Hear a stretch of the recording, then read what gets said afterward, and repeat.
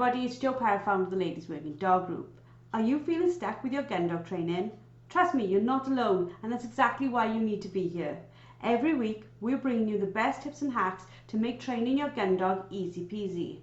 We'll keep it straightforward, no fuss, just actionable guidance that you can put straight to use. So let's get started. Hi, and welcome to this week's episode of Found It, Fetched It. I'm joined with Claire Denyer and Samantha Thornycroft-Taylor. How are you guys today? Very well, thank you, Gemma. Lovely to see you this afternoon. Hope everybody's doing really well. I'm good, thanks, Jer. Hopefully you and Claire are as excited as I am about talking about this topic. And for listeners that don't know who you are, can you just introduce yourselves? Yes, so my name's Claire Denyer, and with my husband John, we run family dog services based in Maidstone in Kent. And I'm Sam Thornycroft-Taylor. I run Languedoc Gun Dogs and Canine Foundation based in Gloucestershire. And for those that don't know me, I am Gemma Martin and I run Whistle and Wag Dog Training based in Suffolk. And we are all group experts for the Ladies Working Dog Group. So today we were going to have a little chat about dog bites, dog attacks, things like that. It's in the papers again because very tragically we've lost another child to a dog attack. Guys, what's your feeling on the sort of dog attacks lately? Do you think that they're more publicised now or they're genuinely happening more? I feel like the press are grabbing hold of these stories a lot more. And I think also because of the power of social media, we're much more aware of dog attacks. But I think that personally, I think that social media has a big part to play in irresponsible dog ownership as well, which I honestly believe has a hand to play in possibly some of the dog attacks that we're seeing happening. Sam? Absolutely. I think there's no doubt that with the increase in social media now that we see more and hear more and people put out there more everything that's going on, I think dog attacks certainly happened in the past, but I think there's probably a small percentage of me thinking that actually there are generally more dogs now than there were back then anyway as well. So I think it all feeds in to one another. Gem? Yeah, and I think we're in a time now that more than ever, there's more dogs living in houses with families. I would probably say more families have got dogs than what they used to. And there was a massive spike in that during COVID and lockdown because everyone thought it was a good time to get a dog. So maybe families that wouldn't have had a dog previously have now got them as well. So I think that's got a big part to play in it. And we'll go on to talk about social media in a bit. But Claire, what would you like to say on that? Yeah, so you're absolutely right. Since COVID, there's been a massive rise in dog ownership, but I think there's also been a massive rise in dog ownership of people that hadn't had dogs before and perhaps not understanding, researching the breeds that they're bringing into their family homes, not understanding the needs of those dogs and how to train them effectively to prevent future problems. Without a doubt, 100% since COVID, the amount of dogs that I see with behavioural problems has surged. The amount of dogs that I see with a lack of rules and boundaries, a lack of general good manners has surged. So it's really not surprising that we're seeing an increase on dog aggression and dog attacks when you've got things like this happening and people essentially treating a dog, which is a predator, like a furry baby. Yeah, and I think that's a sort of phrase that's thrown around a lot these days, isn't it? Fur babies, and that we're not their owners, we're their guardians, or I forget what other terms there are, there's loads. But yeah, that's definitely been a switch, and they have become more children-like, and there's more things to buy for your dog. You can dress them up, you can have perfume for them and X, Y, and Z. Sam? That is pretty much what I was about to say, actually. Just that these days dogs aren't really treated as dogs anymore. We as a human race seem to have forgotten that they are a completely different species. And whilst they are our best friends and we want to do our best by them, at the end of the day, they have their own agenda for life. And it's up to us, as Claire said, as their guardian, as their owner, as their pet parent, however you want to term it, it's up to us to give them those clear boundaries and rules. And within that, happy environment, you can then have lots of fun. But if you treat your dog like a child, then there's going to be confusion there, because you can't expect one species to understand the rules of another species, if that makes sense, Claire. I totally agree. And I think not only are we seeing a rise in dog attacks, we're seeing a rise of dogs with anxiety problems, dogs who lack rules and boundaries. They don't have good leadership from their owners. So they're making unwise decisions in life in general. We're seeing dogs with recall issues. We're seeing dogs with chasing issues. We're seeing dogs with anxiety. We're seeing dogs with aggression problems. And I think you've only got to really look deep. And when you speak to the owners of dogs with these kinds of problems, so often the dogs are being given far too many choices in life. And what I mean by that is they're not being shown how to live safely in our world. They're being given far too many options, not enough rules and boundaries. And this doesn't mean being like harsh with the dogs or not having fun with the dogs.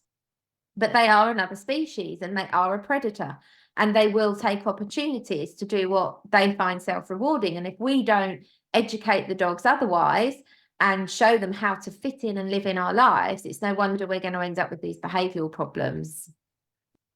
Yeah, and when we're talking about leadership, we're not talking about being domineering and the alpha, are we? We're talking about just being those role models to help, like you say, guide our dogs into making better decisions that's beneficial to them. I think quite often we forget, like you said then, that dogs live in the moment. They do things that better their position, and anything that doesn't better their position, they won't do more of. So it's about understanding that and guiding them to make the right choices. Sam?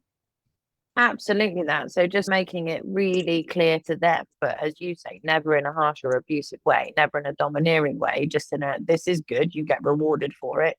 Chasing that deer or chasing that deer across that road, that's not so good. So we're not going to allow you to do that. So it's educating your dog or your puppy to make those correct choices that then give you more opportunity to reward. But also, I think we've often spoke about having an understanding of those genetic instincts, the inherent traits that dogs have, so that you can utilize them or give the dog an outlet to practice those, which then helps build your bond, if nothing else. It keeps the dog stimulated, it builds your relationship with them. And in theory, take the Cocker Spaniel, for example, if you give it an outlet to use its nose and to hunt, then it's going to have less of a desire to bog off across the field and hunt. I've digressed slightly away from the topic of dog attacks, but just to give a bit of a broader spectrum there of rules, boundaries, and clarity.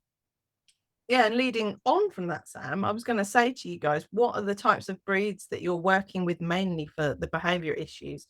I know a lot of the dogs that I work with are gun dog breeds that maybe haven't been fulfilled, like Sam said, haven't had correct boundaries put in, haven't been fully understood. We get a lot of resource guarding in the spaniels, which then leads to aggression and things like that.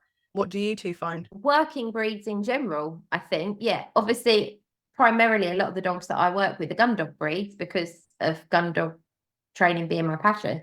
But from a behavioural perspective, most of the dogs that I see for behavioural work are working breeds of some description, whether that be Redaxi. People forget that they were bred to do a job. Herding dogs, so collies and such like. Basically, any breed that has been bred to do a job, and a lot of the time these jobs do involve the predatory sequence that the dog goes through. If they're not given structure, rules and boundaries and an outlet for those innate behaviours, like you said earlier, Sam, then you're going to see behavioural problems. And aggression is very high on that list for several reasons. But yeah, working breeds without a job are not great. And I think the thing is as well, I see a lot of cockapoos, but we've got to remember the two breeds put together to create a cockapoo are both working breeds. And I think people just look at them and think they're cute and fuzzy and forget this, they were genetically working dogs. So I think if a lot more thought was put into what you're buying, then you're going to have less problems. But yeah, personally for me, working dogs. Sam? Same as you, Claire. Obviously, the dogs that I see are more, or they tend to be more biased towards working dogs because that is one of the specialities, my passions, like you, for dog training. So I would say the majority of the dogs that I see are spaniels, collies, anything that's got that prey drive in their genetic makeup and is potentially not being utilized or not fully understood. It might be that the owner has got a cocker spaniel and has understood that it needs to hunt, but hasn't quite understood how to train it to hunt within a parameter rather than 4 fields away after a flock of sheep, for example. So, yeah, I think you explained it really well, actually. I don't know if there's a lot I can add to that. I Jem? was just going to say, the two gun dog breeds that I see the most of at the minute for behavioural problems is Cocker Spaniels and Labradors. Sam, Jem, are you the same? Yeah. Yeah, exactly that. And I think leading on from what Sam just said about not understanding what those dogs are supposed to do, yes, we've seen a massive rise in poo crosses. So you've got your Cavapoos, your Cockapoos, your God knows what poos, because I think they look cute as well. And people think they're going to make great family pets, but they don't understand the breeds that genetically make them up. Unfortunately, we've then got social media that you add on top of this, which then exacerbates all those issues, and it shows you good and bad stuff. But if you don't know what's good and bad, how are you supposed to understand what's good and what's bad for your dog? There's lots of videos of dogs chasing birds and things going, look, my dog's hunting. And people think that's what they're supposed to do. So Claire, what do you think about social media and how it's affected sort of people and their dogs? I'm really glad you just said what you said, Jeff, because the amount of times I'm contacted by people that think their dog is going to be amazing at gun dog training because it chases birds. And I'm like, no, the dog isn't supposed to chase the bird. The dog is only supposed to retrieve the bird or the thing when they're told to do it. It's not chasing. But anyway, yes. So I'm glad you said that, Jem. But yes, social media is really actually quite terrifying, I think. And people need to remember that what on social media is just snippets or clips of something happening, and you're not seeing the full picture. And I think for me, one of the scariest things is seeing dogs being pestered, is the word I'm going to use, pestered by children on social media. And I even get this with my inquiries when people contact me. They'll say, I need help getting my dog to behave around my child. And I'll ask how old the child is, and I'll ask how old the dog is. And they'll say, the dog is 6 months and the child is 9. And I'm like, okay, so you need to actually be educating the child on how to behave around the dog. Obviously, dog training is a massive part of this, but your child needs to be told what the rules and boundaries are. Now, the problem is on social media, you've got pictures of seemingly cute scenarios where children are hugging dogs, and you've only got to look at the dog's body language to see how uncomfortable that dog is in that scenario. And you can see from the video or the photo that this dog is screaming out for help. Don't let this happen. And so people see all this social media and they think it's okay for the child to be pulling the dog's ears, pulling its tail, putting its hand in its food bowl, moving its food away. All these things that we see, people think that's the norm and that's okay because that's what they say on social media. And then they're expecting us to tell the dog how it should behave around the child, when actually the child is actually the one that speaks English and needs to be told how to behave around the dog. Sam? I completely agree. And I think obviously you just used like a 9-year-old child as your example, but I think a lot of people are very quick to make excuses for a young child because he's too young to understand. But children are actually quite clever. And whilst in certain ways for certain things, they could be quite slow to develop and mature, you can still start educating them from very early on. But much like when you're educating a puppy, you wouldn't expect the child to sit there and listen to a 6-hour lecture all in one go. It's just that drip feeding. Now, I don't want you to jump on the puppy, or if you jump on the puppy, I'm going to put you in a different room. And I'm not saying abandon your child in a different room, don't get me wrong, but just give the puppy and the child a bit of space, or I don't want you sticking your fingers in the puppy's crate while the puppy's trying to sleep. And even a toddler can understand that concept. You might have to repeat it, what you feel, a lot of times, but they can get it from an early age. Jem? Yeah, a lot of the videos and photos that are on social media with kids and dogs does genuinely make my blood run cold a lot of the time. I've seen children riding Dobermans around, and you're like, really? Why are you letting that happen? Because you just know at some point that's going to go terribly wrong, or not if the people are incredibly lucky. But as we look at social media, it's not just kids, is it? You see so many adults doing things just because they think it's funny. Like there was one I shared with you guys the other day of someone poking their dog's foot, saying, oh, look how touchy they are. And it was flicking its foot away and giving side eye. It was not happy that this person was poking its foot. But clearly the person thought it was funny, and it got them views on Facebook or Instagram or whatever it was on. And there's so many of those videos, like people with their faces in their dog's face while it's growling at them, going, oh, you're so grumpy. It's like, what? Why are you doing that? Why are you showing this on social media? And quite often, a lot of them do go wrong, and they actually show the dog biting at their faces. But still, it gets views, doesn't it? So they don't care. But I think that's got a lot, not fully to blame, a lot to blame with how people are interacting with their dogs, because they've seen other people do it and they think it's funny. Claire? The bizarre thing is, on one side of the coin, you've got people saying that dogs should be given choice and they should be given freedom to do whatever. But then you see exactly what you've just described on social media, the dog being put into situations where it's incredibly uncomfortable.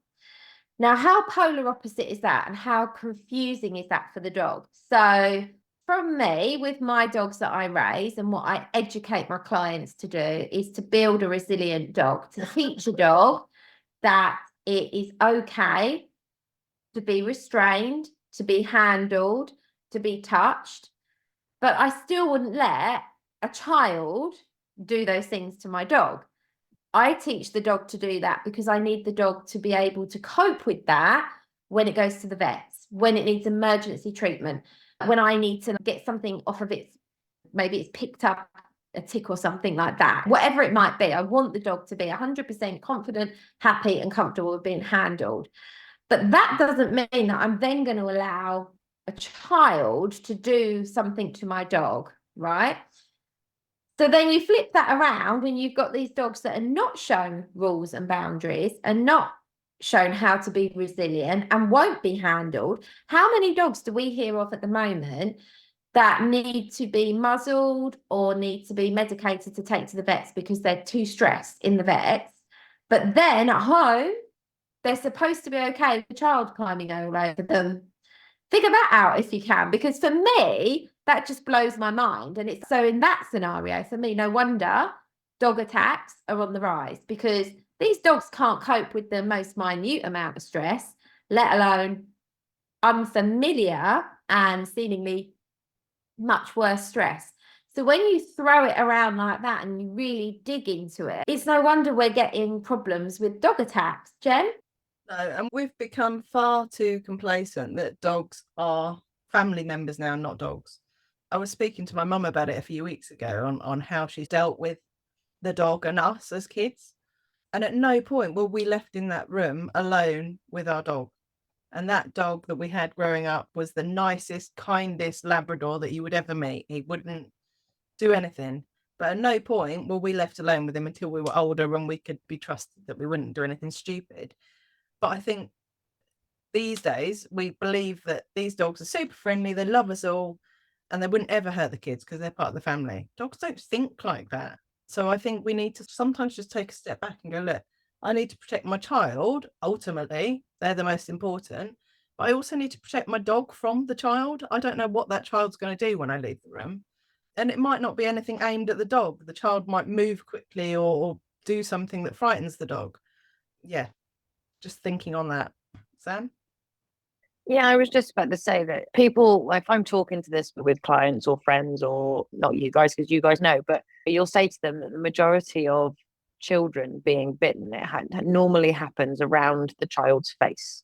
And you say to them, it's not that the dog was necessarily aiming for the child's face. The child is actually a lot shorter than we are. So if the child trips up, if the child falls towards the dog, or if the child is just being a pain in that dog's backside, then the dog's mouth is at the same level as the child's nose. So whereas if the dog had gone for an adult, it probably would have been about knee height, let's say, or thigh, hip, waist, that sort of thing. To a child, it's the child's head area, the top half. So I think that's why a lot of those bites are more damaging. That's people can get bitten on the arm and it's very damaging. But hope if a child is bitten in the face, then potentially more harm is going to be done than if an adult was bitten on the leg. Potentially, not always. But like you said, Jem, we've just been led now to believe that they are that extension of our family and that they should be treated the same as our family and they are equal to us and our children. And the human race as a whole, I think, genuinely has forgotten it is a dog, not a human. It's a dog. Claire? Yeah, they were really good examples you just gave there. And I think also one of the reasons it's the face is because how many times on social media do you see children going in to kiss the dog? To kiss the dog. And you can see the dog's like pulling back. Nobody can see because it's a podcast, but like I'm doing an impression of whale eyes very badly. You can see that the dog is literally like, is somebody going to get me out of this situation? And they're videoing it instead of getting the dog out of the situation because it looks really cute.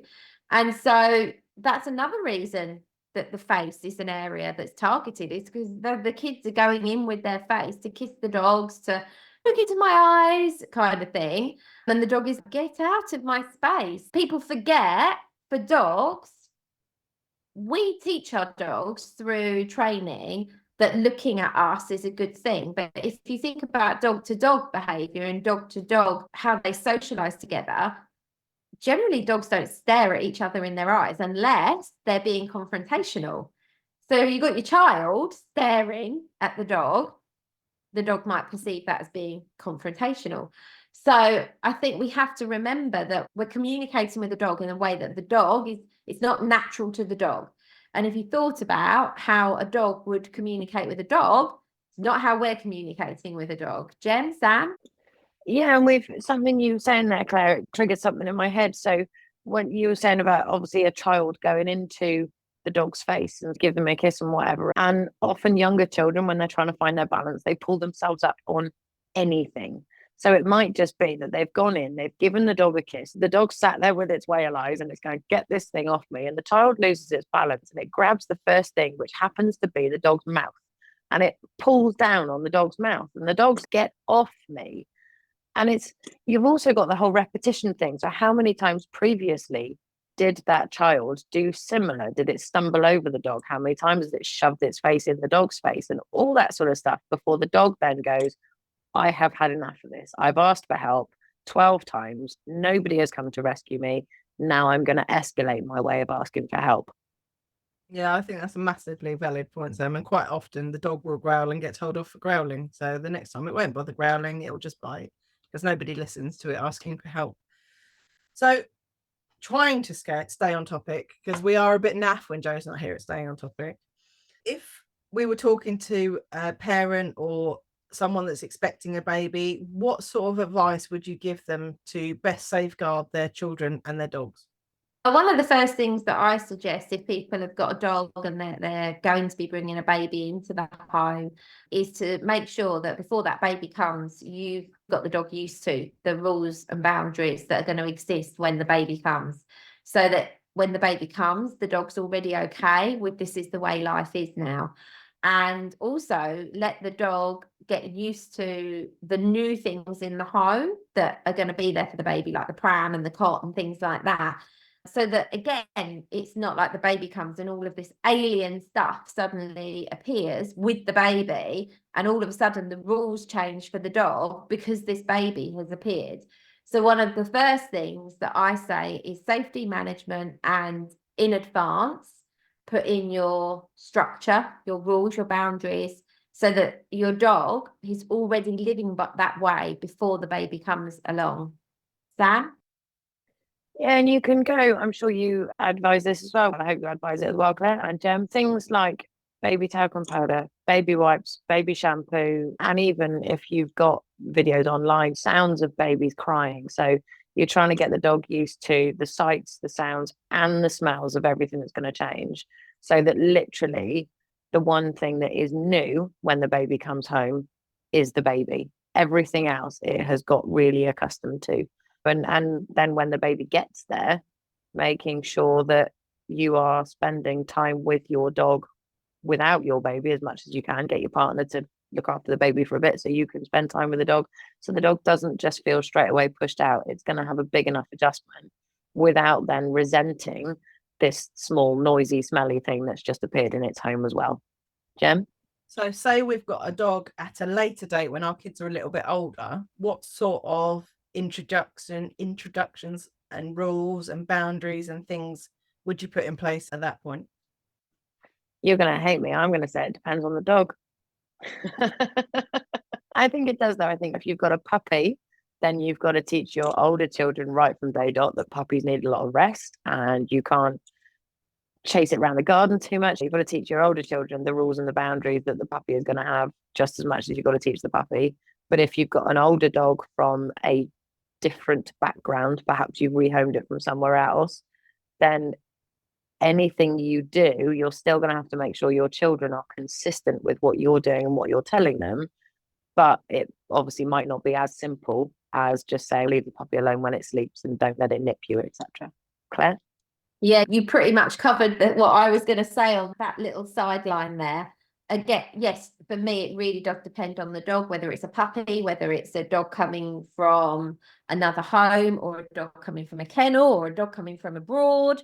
There could be so many factors that need to be considered with that dog to protect the family, to make the dog feel safe, to teach the dog how to live in our world.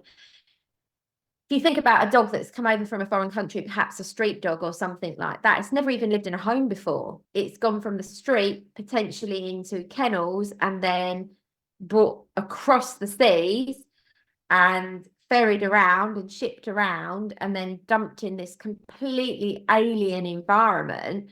That dog is going to need a very different start and setup to a puppy that was born an hour away, that you've picked up at 8 weeks old and brought home and started working with from scratch.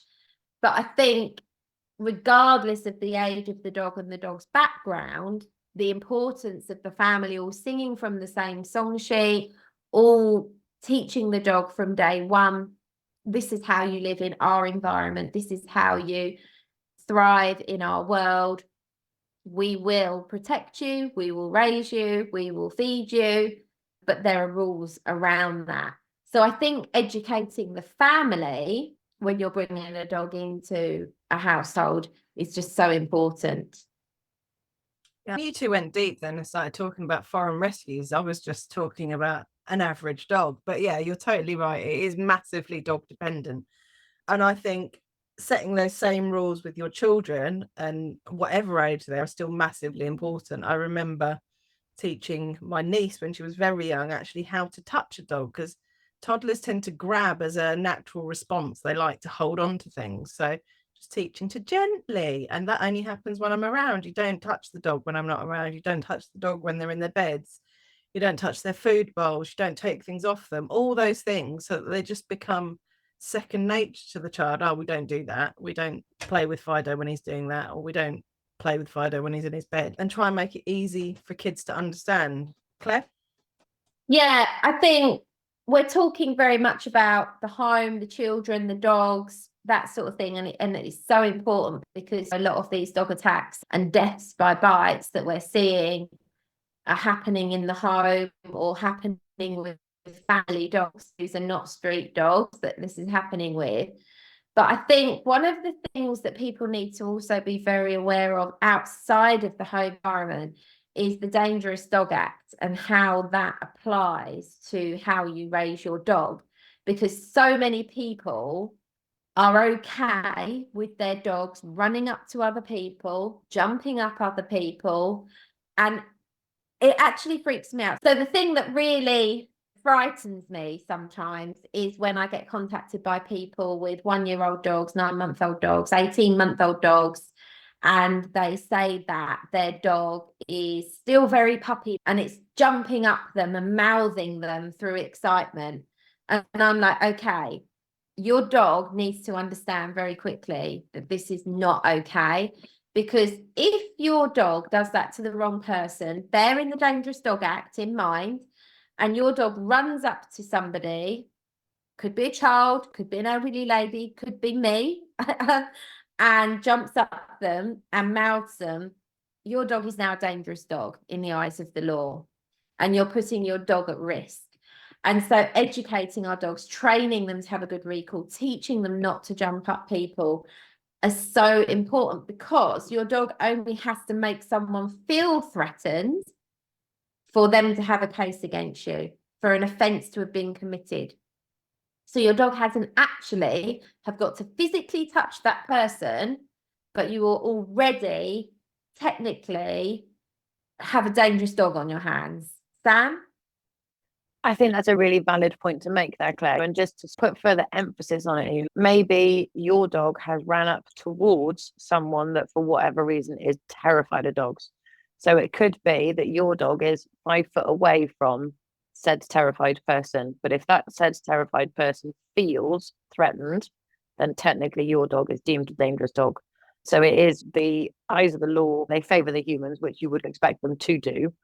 But at the end of the day, that's one of the reasons why it is your responsibility to make sure that your dog, like Claire said, has those good recalls, ignores people and dogs coming past. But as you were talking then, Claire, I just wondered if we could have a dangerous child act. And we could say, if your child runs up to a stranger's dog and pets it without asking, could that become a thing? Because, and I say this slightly in jest, but I do think that's also a big thing in the whole teaching children how to act around dogs.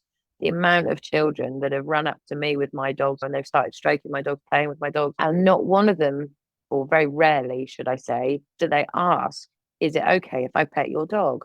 And I think that's a really important thing to teach a child. You've got to teach them to acknowledge the adult or whoever is looking after that dog at that point, and make a point of asking, not just assuming. And the amount of children that go, it's okay, I've got dogs at home. Okay, you have got dogs at home, but you haven't got this dog at home. And for whatever reason, this dog might not like you, might not like children, might not like any other stranger. And there was one other thing, just going back a little bit, that's something one of you said, and I can't remember who, was about dogs in the home and breaks and things. And I thought, you know what, a lot of people that either you hear first hand, second hand, third hand, whatever, but they'll say, oh, I just popped to the toilet, or I just popped to open the door. And that's when things happen between dog and child in the home. So I think it's worth just being aware as well that it only takes a few seconds for something to go drastically wrong. And it might be that the dog was giving lead up signs that were missed before it happens, or it might be that the dog has gone, I can't do anything because she's watching. And as soon as she goes to answer the door, the dog thinks, this is my chance to get my message across. But I will stop waffling for a minute. Claire? I was just going to say, obviously we're talking here about dog attacks, and we're talking about ways to avoid them and ways to educate the dogs to prevent things happening. But it's also worth mentioning, because we have mentioned about dogs and dogs running up to other people and other dogs. A lot of people are not aware that if your dog attacks a assistance dog or a police dog, then that is an offence as well. A lot of people think because it's dog on dog, they're going to get away with it, which is not an okay thought to have anyway. But if your dog ran up to and attacked an assistance dog or a police dog, that is an offence as well. You might not realise that dog 20, 30 yards away is an assistance dog, and you might think it's quite harmless that your dog goes running over there. But if that dog is working and perhaps isn't wanting social interaction with your dog, and your dog in question has run over and then starts on this other dog, that's an offence. So I think people need to be much more aware of where the law sits on this. Yeah, quite often we talk to owners a lot about the Dangerous Dogs Act, and they're not aware that their dog doesn't actually have to hurt someone. It just becomes an aggravated offence if your dog causes injury as well as being dangerously out of control. I am going to try and start wrapping this up though, because I'm aware that we've been talking quite a while. Is there anything you guys want to add to what we've just spoken about before I start to do that? Yeah, I just wanted to add as well that in amongst the Dangerous Dogs Act, if your dog is in your own home and either attacks someone in their own home or makes that person feel threatened in the dog's own home, at that point it's classed as a public place. So actually, you can't say that person came into my house and the dog was in its own house. That's not going to stand up in court. So it is your own home at that point is classed as a public place as well. The person has to be invited in though, right? Or they're doing a job.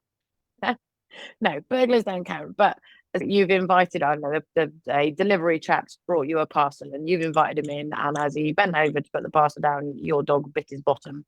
Then your dog could be classed as a dangerous dog at that point. So I was going to just add as well that not only does the Dangerous Dog Act apply to the owner, it also applies to whoever is in charge of the dog at the time. So that could be your dog walker or your pet sitter. So just throw that in. But Jen, you asked for roundup tips. So a couple of roundup tips there.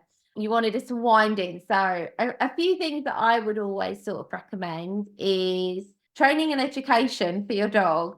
If you don't know how to train your dog, a good recall, not to jump up, good manners, get a trainer to help you. That's what trainers are there for, is to help people train their dog. So don't wing it. Don't just assume your dog will always be okay. I would certainly recommend everybody gets help if they've got behavioural things going on with their dogs and they have listened to this podcast and perhaps think, oh, I maybe have that problem. Get some help. Yeah, and so Claire has given some absolutely fantastic advice there. So I'm going to come away from the actual dog and human advice, if you like, and go back to what we were talking about social media. And I think my biggest advice with seeing things with dogs on social media is either take a lot of it with a pinch of salt or become like a forensic investigator and actually really watch the videos and watch the dog and watch whatever the dog is interacting with and see if you can see a different picture to what that initial 30-second video is trying to put out there to get those likes that you spoke about earlier, Jem, just to get a bit of a different stance on things.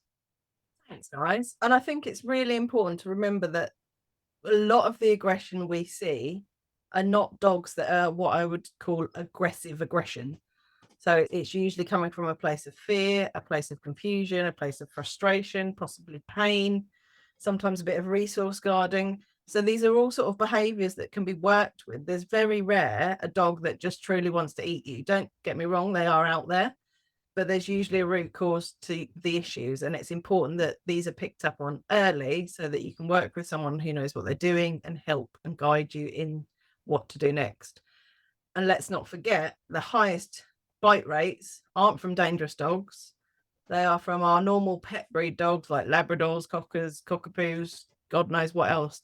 The actual bite rates in dangerous dogs are fairly low. Unfortunately, when those bites do happen, they tend to result in more fatalities. But bear in mind that those bite rates are really high in your average pet dog. So it's not something that doesn't happen. Dog owners, be responsible, train your dog, educate your dog, be a good leader to your dog, and just you're protecting your dog by doing so.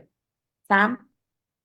No, exactly what you've just said. And also alongside, obviously, educate your children as well. You want to raise your children to be rounded, I was going to say obedient, rounded and socialized and responsible young adults when you send them off into the big wide world. So start that education around animals at a young age, start the education of your animals at a young age, and you can all then live in harmony and happiness. That sounds like a beautiful world, Sam. Advocate for your dogs, I think, is our main message, and get training in as soon as possible and look for the early warning signs. And that way, like you say, you can live in that harmonious land that Sam wants to live in. Thank you very much for talking tonight, guys. I hope you've enjoyed this podcast, and we will look forward to seeing you next week. That's it for today's episode. A massive thank you for tuning in. Don't forget to head over to the LWDG and sign up for our membership. Get access to expert-led training, a wonderfully supportive community, and the resources you need to become a confident and skilled gun dog trainer. Let's take this journey together, because no woman should have to train her gun dog alone. We'll see you all next week.